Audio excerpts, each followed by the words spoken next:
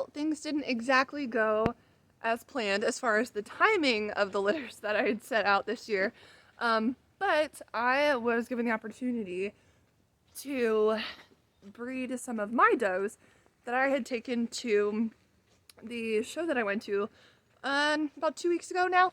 And so I had been watching the judges, kind of seeing how they were placing and all of that.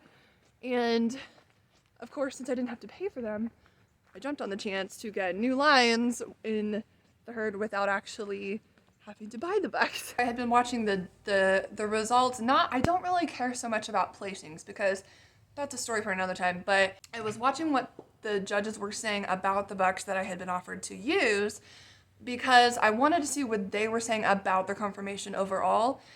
Honestly, I don't really care about placings that much because it's based on who they're being judged against that day.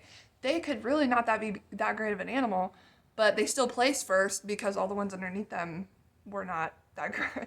They were way worse, right? So you really have to just look at each animal on its own versus making choices off of placement. But that is something that I noticed that is different now that I think consistently throughout, at least at this show, and I'm going to watch the next one and see what the results are, is that people or judges in general are allowing for a little bit more shoulder if the mass is there. So that's something I'm going to take into consideration when I choose who's going to stay, but it's still not something I want to keep. So I'm going to try to not allow much in the way of shoulders, but if there's a little bit and I still keep seeing the same answers from judges or the same results or choices that they're making, then we might start allowing that a little bit more, just because what I'm noticing is that the more the mass, they tend to have a little bit more shoulder.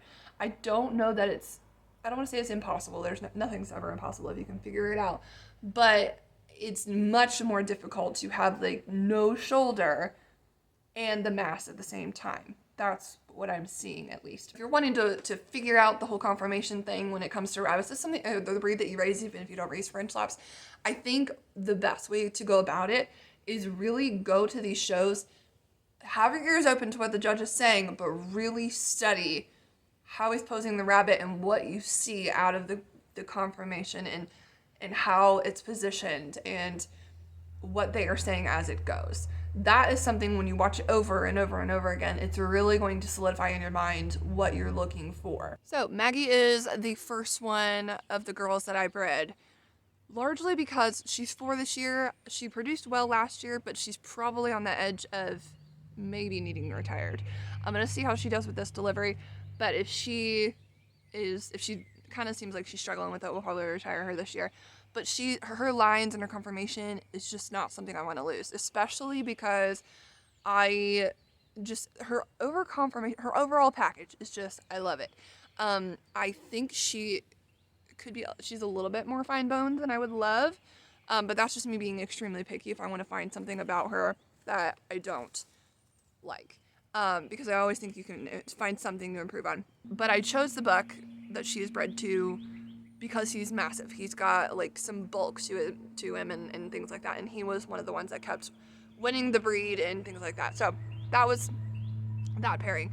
Then the second one that I did as a co-breeding was Willow, who she is a broken blue chin, and I bred her to a more massive, bulky, solid blue buck.